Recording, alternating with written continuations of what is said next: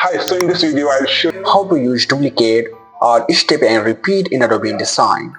I'm just creating a rectangle here and fill up with some color from switches, and now just select your object and hold Alt key, press Shift to make it proportionally and maintain the space between each object and leave it.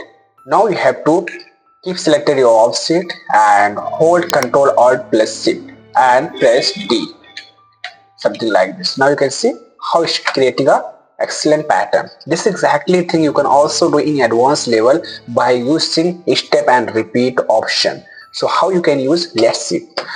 Simply I am taking a circle from here and creating on the page.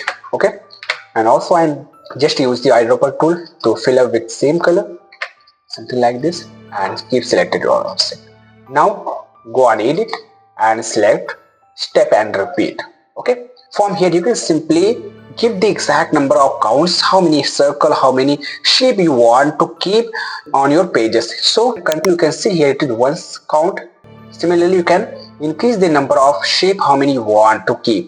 Okay, so this is something you can increase the number of shape.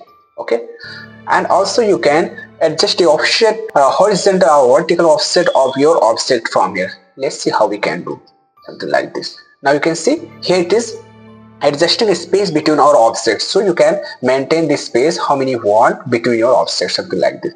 And here it is in vertical form, you can move your object smoothly, something like this.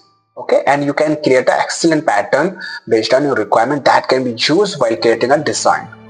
Okay, apart from this you can do this exactly thing as a grid form like a row and columns. So let's see how we can do.